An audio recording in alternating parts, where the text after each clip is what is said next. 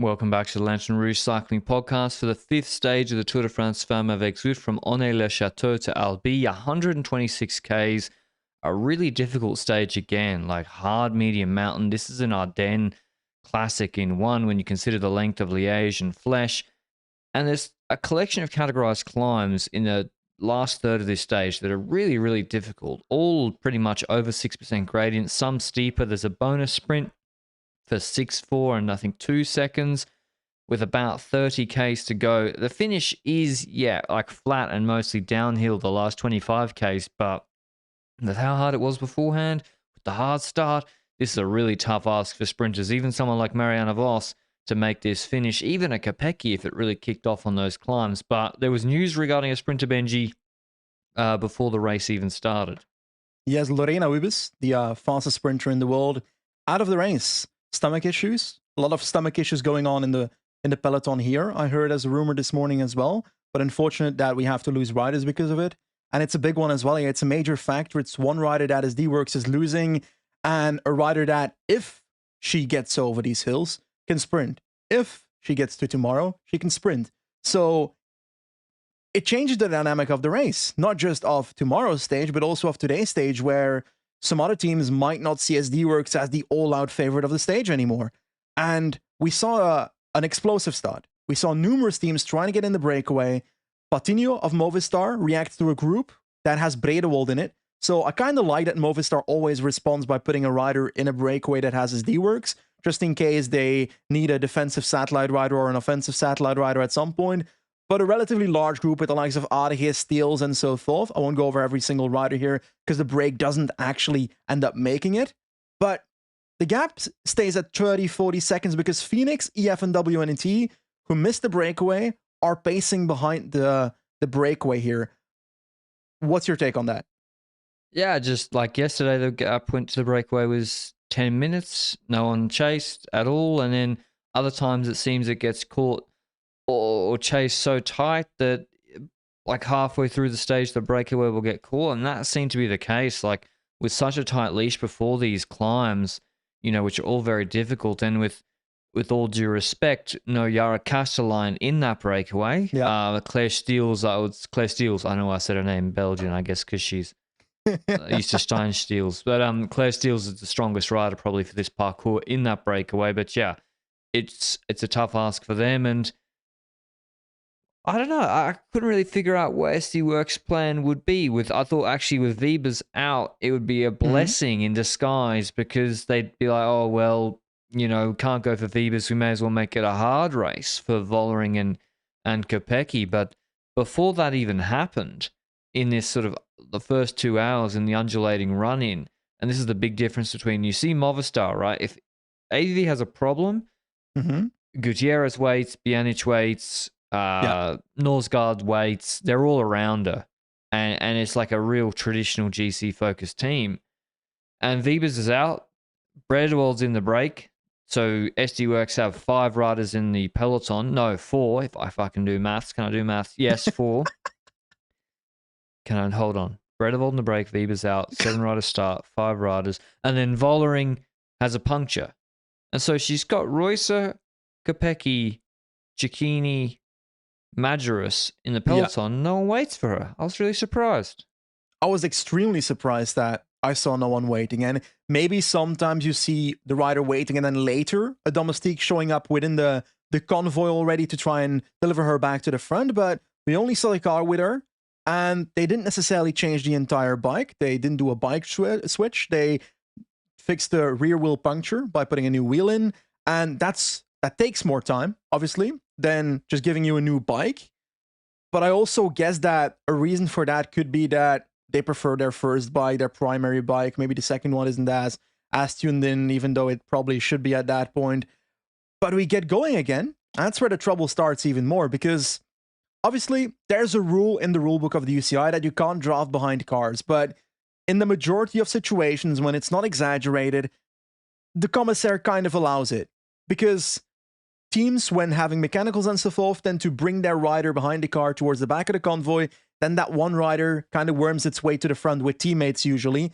But there's no teammates here. And the SD Works car immediately get Vollering on the back of the car, not obviously touching the car, but just behind it to have as much draft as possible. And they ride to the back of the convoy. And I think if they would have stopped here, I don't think there would have been issues. But then it continues where the car goes on the left of the other team cars and starts driving through the convoy. At a certain point, it has to avoid a different team car and has to go into the ditch, kind of, to go around that team car. That's crazy.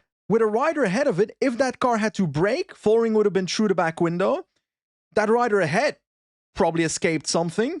So that was super dangerous. That's not okay. And not just was the drafting excessive, I think it's also an accountability factor of the driver of that car that also should get a penalty. But there were penalties, eh? Yeah, I'm not sure if it was clear at the time, but Vollering gets a 20-second penalty. To be honest, a pretty light penalty. You've seen, look at Eckhoff in the World Championships, and yesterday I think one of the riders got a 1-minute penalty. So only 20 seconds. I mean, it makes no sense because normally once you're back in the convoy, you just work your way up the cars then. There's no need to sit on the bumper all the way. You rarely see that, and it could have ended in disaster, not for Vollering, for anybody. So yeah, that was, I don't know what they're doing at the moment. Yeah. You say it's not a major amount of seconds. I think they probably also kept in mind that she's playing a role in GC and didn't want to ruin the race, which shouldn't be a factor on paper when rules are applied. But yesterday, Miotestad of UNOX, I didn't see the specific situation. I don't know if it was more extreme than the situation we had today, but I'd be surprised if something more extreme is possible in drafting back to the peloton than endangering half the convoy. But she got a 1-minute penalty in GC yesterday. And then I'm kind of thinking, okay, is that really fair? I'm just happy that she had some penalty because that should not be happening. And I also think that the driver should be fined of that car. And to be honest, if it wasn't for SD Worx having a single car in this race, a single team car, then I'd be asking for the driver to be disqualified for a day or something from the race because that was shady. Yeah, and anyway, it was unnecessary, and it's not the first mistake they've made so far. It would have been easier if they just had teammates with her, to be honest. Yeah. And we get to the Côte de Nerjac. The breakaway is basically caught as the peloton does the right-hand turn into that climb. And with Canyon Strand missing out on that breakaway, and with Paladin of Yodoma, Bauerfeind, they're just a great team for this parkour. But it's actually Israel pacing. Steels, who'd been in the breakaway, keeps pacing. And on that first climb already, Vos and Kuhl are gone. So, and not just like a little bit hanging on. No, they're properly dropped. And then there's attacks because I think, hopefully, Castelline and even Van der Velde the day before have opened the floodgates, and they're showing that, SD Worx are quite exploitable here. And if you get up the road, you can put them under a lot of pressure. And so there's first of all, Castelline is kind of pacing a group that's all 5 wide. She takes the QM points. Castelline goes into that jersey because Anuska Costa was dropped. So Castelline goes in by 4 points because of the first categorized climbs. And then Bauerfeind attacks on the second climb after a flurry of attacks. And SD Worx were trying to control, but they weren't joining any of them, which I think is a mistake. But she gets a gap. There's a bonus second sprint at the end of a climb coming up. And I was like, surely SD Worx want Vollering to get 6 seconds if it's 6 seconds, right?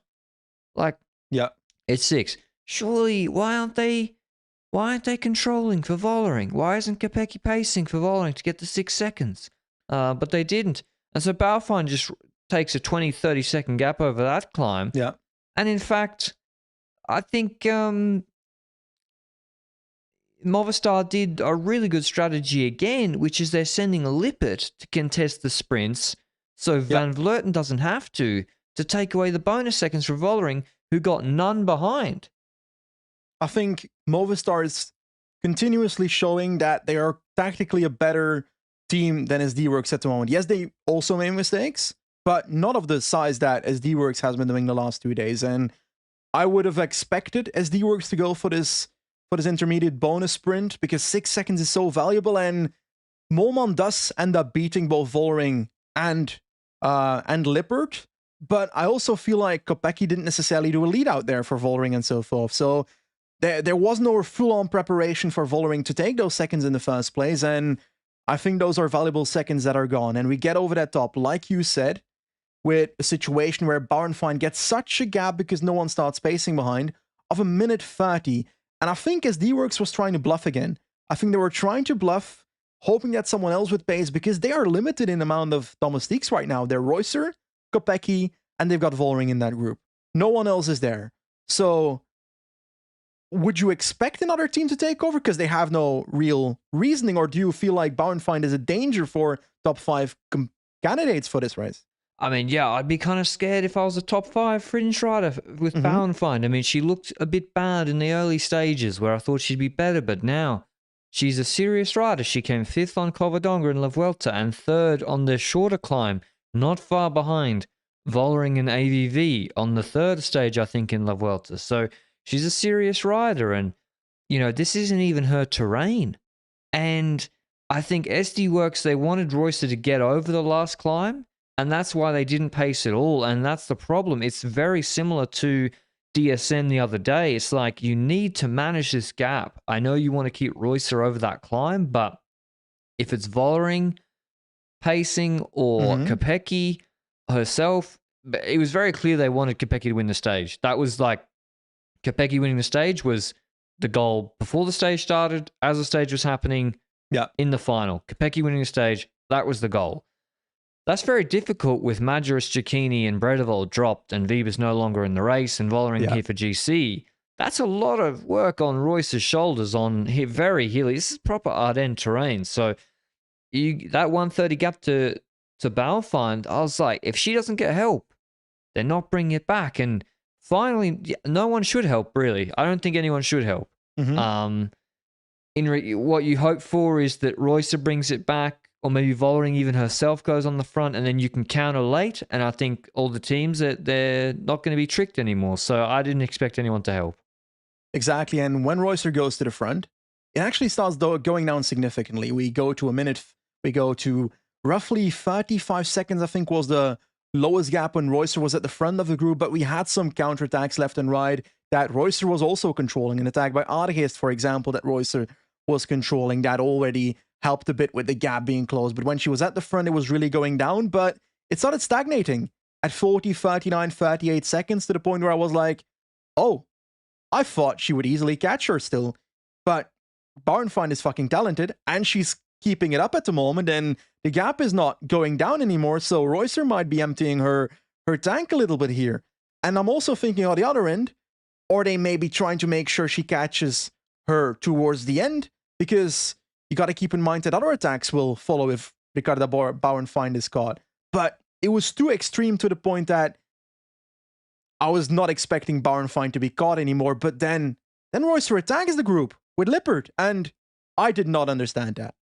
I think someone just lost the wheel on the descent, and Lippert's a really good descender. I don't think it was that. I don't think that was the plan. And so yeah, there's a split. The gap it was down to 35 seconds, but I didn't think she was ever being brought back. Bauernfeind. I've never seen a race. The ratio of motorbikes to riders in these finals is incredible. Bauernfeind had seven. Like, how is it possible that needs to be 7 motorbikes around her? 1 photographer, 1 commissaire, 1 TV coverage. I'm at 3 now. What are the extra 4 doing? 7 motorbikes, plus a car. Okay, maybe another one for the Shimano neutral service. When they're still at 4, like, it was incredible. And they were close too. The Shimano Moto was like right on her back, and you get a draft. If there's a vehicle draft behind you, you get a draft benefit. And then the moto was in front of her, so she was in the pocket of like all these motos. I'm like, Reusser can't do anything against this. And listen, I don't mind. Like Bauernfeind, I think I picked her for the podium, or a dark horse for the podium. I'm very happy she won this stage, but realistically, like, the moto should not be that close. And that's why you see like the best time trialist in the world, maybe Reusser, not gaining any time on like a 40-kilo rider on the flat who's been out there for 35 kilometers, and this is a big part of that. But yeah, Royster gets the gap, doesn't stop immediately and go back to the group. She's down to 27 seconds. She has Lippert on her wheel. Lippert starts pulling, which I think is smart because now, if SD Works have realized Bauernfeind's winning the stage, what you would do would be do a lead out with Roycer Kopecky for Vollering to get second to take bonus seconds because the stage is gone. But Lippert, who is the destroyer of bonies for Movistar, she starts pulling. And I thought that was a great play. I think it was also for the stage. I think that's why she was mainly pulling. I think for both, and it's also clever to keep on pulling regardless of the stage, like you said, to take away the bonus seconds. But I'll be honest, I think if those two riders are not ahead, that the way SD Works has been racing the last 2 days, that I would have seen Vollering doing a lead out for Kopecky and losing out on bonus seconds anyway. I do not have confidence that they would have made the right decision there. They had a plan at the start of the day, and I think they would have kept on going regardless of them losing bonus seconds at the finish line doing so. Because that's the level of team car decisions we've seen the last 2 days. And yeah, it's kind of disappointing also to see that, because I don't necessarily blame the riders for that. I think the DS should be more on it when it comes to a lot of things in this race. And yeah, they're missing out on bonus seconds with Vollering again. And with that 20-second penalty, we're talking about a deficit to Van Vleuten before we get to the mountains, which I bet Movistar would have been happy if Van Vleuten was within 20 seconds in GC. I think so. And yeah, that's what happened. Bauernfeind, here's the tell. Is she just going for the stage or not? Powers through the line. And by the way, like her bars, the UCI needs to do some rules about the width of bars. Like the women need to have a lower minimum bar width. Did she have the minimum? Pardon? Did she have the minimum one, or I don't know what bar she's using, because it looked wider. Yeah, but anyway, not a problem today. And the tell was no post up, no celebration. She rides through the line full gas because she's here for GC. She doesn't even care about the stage. She does, but she's here for GC, and that's what I want from a podium dark horse, Bauernfeind. The third World Tour win for Canyon SRAM this year, who hadn't won a World Tour race since 2019. They hadn't won a World Tour race in 4 years, and they're back. Niedermeyer won. Dygert's back in form. She could have won more. And now Bauernfeind wins a World Tour stage, and Niewiadoma's also looking in good shape. But this is the prime example of how important deaf teams are in this sport. Niedermeyer and Bauernfeind both are coming from the Canyon SRAM generation team last year. They were so bloody talented. They were winning left and right while being on that team. And then they moved up and they're immediately winning on World Tour. That is proven development of those riders. And they're just so talented. But it's also nice to see that a team is able to keep the riders from their deaf team and bring them to their own World Tour team, and then see them grow up in their own environment and deliver at the top step. And I think this is a crowning achievement, not just from the riders, but also from the development pipeline that Canyon SRAM has built over the last few years. And what is the limit here? Because like Niedermeyer and Bauernfeind, Niedermeyer was climbing like crazy on that stage she won in the Giro Don, where I think she attacked early, then Labou tried to attack behind her as well, and towards the end of the stage she still ended up winning. But she's climbing super well, and she climbed next to Van Vleuten at a few moments on the Giro Don race. Bauernfeind we saw in the Vuelta climbing at a very high level as well, and now being able to do this, I'm very curious to see what she will do on Tourmalet, for example. Where will she end up in GC, for example? And I then wonder, what is the next steps? Are we going to see a Bauernfeind-Niedermeyer duo next to Niewiadoma at the Tour de France Femmes next year? All three riders going for GC. This team could actually be built to a monster team with this talent. I know, 20 years old Niedermeyer, 20, and Bauernfeind is 23. It's crazy. Like, they're so... And Niewiadoma's, she's still got a lot to give. You look at how long the career of Van Vleuten's been. Niewiadoma's only 28. So, and yeah, I think they're really on the up and up. And it's fantastic to see them win like this. And also, now they have two GC threats because, as I said, Bauernfeind wins the stage. 22 seconds ahead of Reusser, who then, whilst not pulling, outsprints Lippert for second. So the bonies are all gone. And then Kopecky sprints from the group to take fourth. I think, yeah, SD Works wanted her to win today, and Vollering didn't sprint.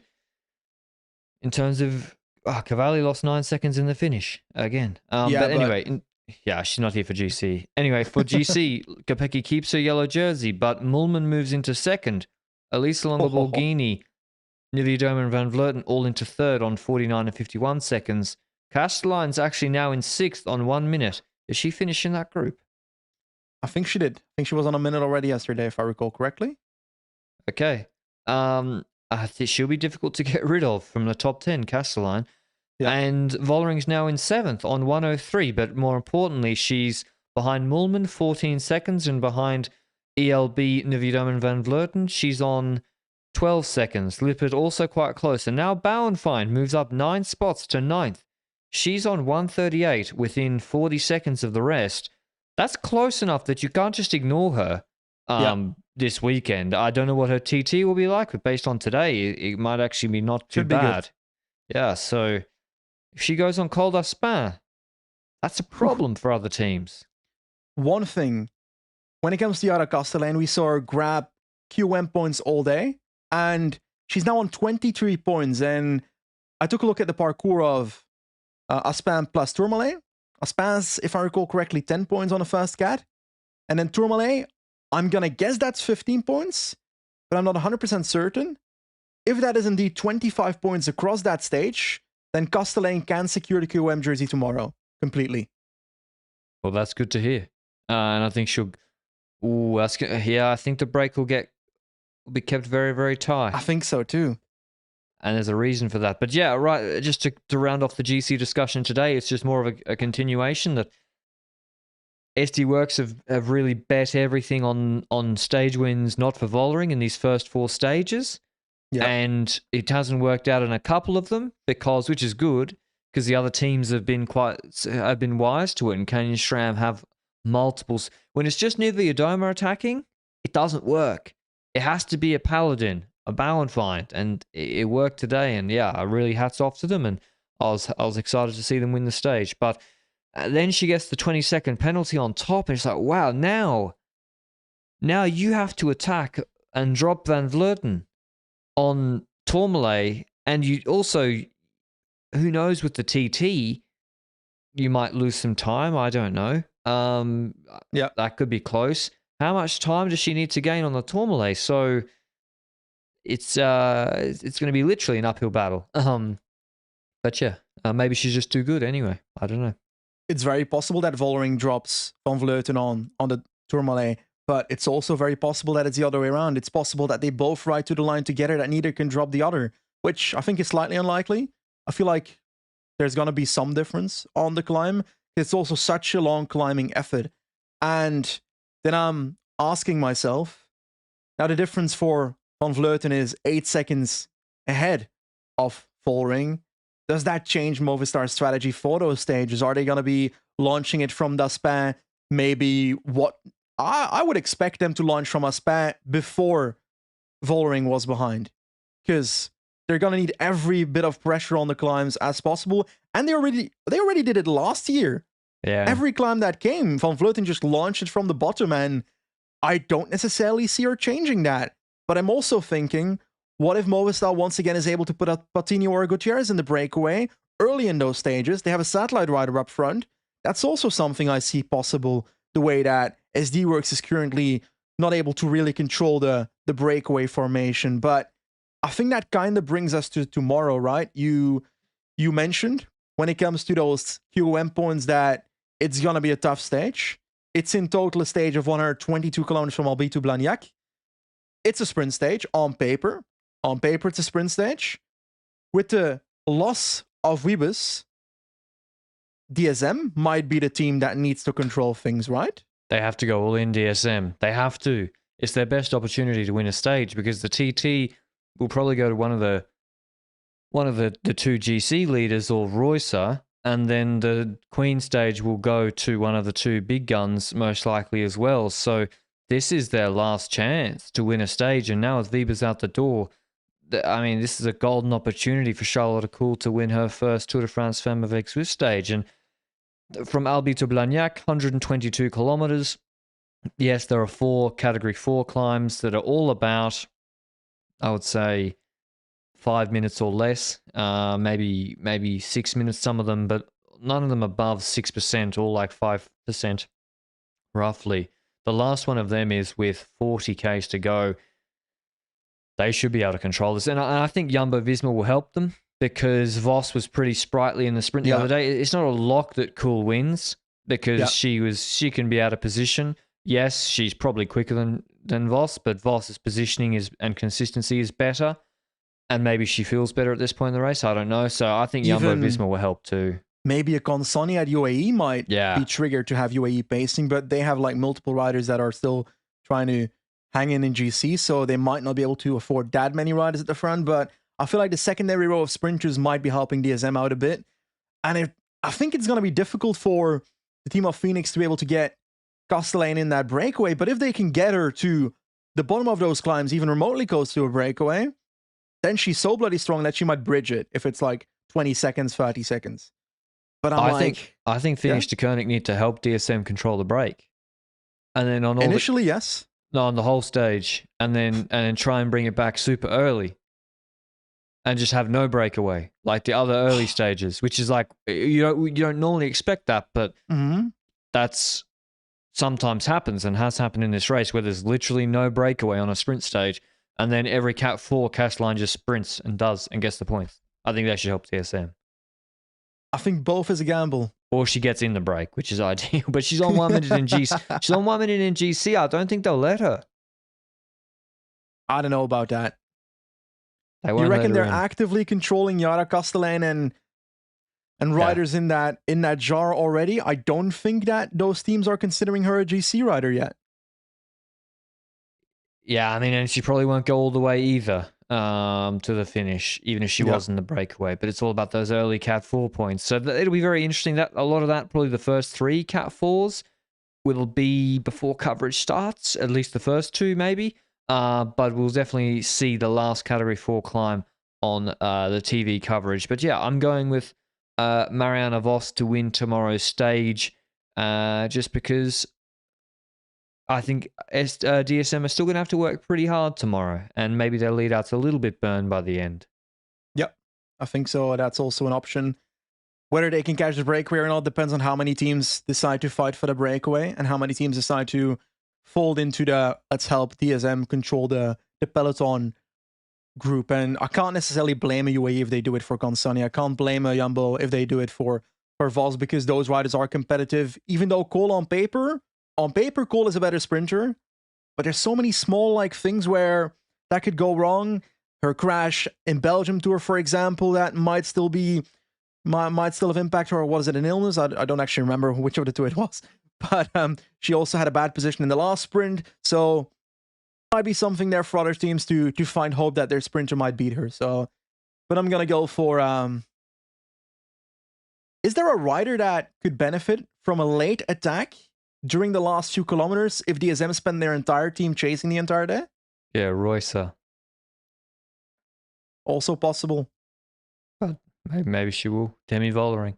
Lisa Longo Borghini. Grace Brown. Grace Brown's looked a little bit not in great form. But we'll see. Yeah. I think it will be a sprint though. But maybe people are tired and it's like, there's too much fatigue in the legs to control the final. I can't wait to watch. But it's going to be... Pardon? Who wins? Vos. I said Vos. Cool. Okay, let's go. There we go. Two Dutch riders. That's a change up. Dutch riders being good at women's cycling. Even with Wiebes out, it'd probably still be a Dutch 1, 2, 3. Is there a third Dutch sprinter here? Anyway, that's all from us today. Is there any other suspensions? Has the UCI Disciplinary Commission got anything else? I don't think so. There are some rumors that Morgado is going to UAE now in Portuguese press. He was always supposed to, that's interesting. He's a big Portuguese U23 talent. I think he's the mustache man from the World Championships last year in the U23 against Emil Herzog in that attack. So that's going to be a curious transfer. But outside of that, I don't remember too much when it comes to extra penalties. I don't think there's been other suspensions. So I guess the UCI has gone through their black book and all the riders have been suspended, I guess. Morgado, yeah, huge talent. Like, I think that wasn't the story that he was with Herzog in a 2-up move in the World Championships Junior Road Race, and they're both on the same trade team. And Herzog was like, "Oh, do you want to just agree who wins?" And Morgado was like, "No, we race for it." And Herzog beat him anyway. But yeah, Morgado is supposed to be the next big thing in Portuguese cycling. Very, very highly touted. The mustache is insane. He looks 30 years old, and he's been linked to UAE for a long, long time. Whether that tweet's been deleted or not, I know Ineos had an interest in him too. So it seems to be between those two teams. And I still think, from what I've heard, that UAE are the team that... I think he's a big fan of Almeida, so I'd be surprised if he wasn't going there. One more thing. I am hearing from one person that is in a different team that Vollring's penalty might be 1 minute, but I haven't seen confirmation of that. On PCS, it's 20 seconds straight after the race, and on the live broadcast, which maybe is what PCS took it from, because Vollering finished in G3, which is the Van Vleuten ELB Nividoma group, and then it was immediately on the live broadcast. It showed the classification for GC, provisional, and she was on a 20-second gap, which she didn't have on the road. So yeah, everyone assumed 20-second penalty. In the Tissot timing, general classification, she lost 20 seconds in GC, and I don't see. I don't see an official report yet on Tissot though. Like the post penalty report isn't on there yet. I think. You're getting scanned by the chat, Benji. No, I'm not. By an actual team member in the Women's World Tour at the race right now, not Jack. I mean, it should be a minute. If the rider yesterday got a minute, why wouldn't 20 seconds seems light for that? Normally, it is more. Yeah, I don't know. I actually don't know. I generally don't know. But hey, we don't know. On paper right now, it's 20 seconds, but it might expand throughout the evening if the report shows up. Yeah. That would be a major deficit to a minute. Good luck. Good Jesus. Luck. Yeah, I mean, that was what it was on Covadonga. Tourmalet is harder though, but Covadonga, it was about a minute, and AVV held on. Anyway, we'll see. We'll keep abreast of that, and hopefully, I mean, at least for the race's sake, I think hopefully it stays at 20 seconds. But yeah, I wouldn't feel too sorry for them if it was a minute either. But yeah, thanks for listening as always, and we'll see you at the recap of probably a sprint in stage 6.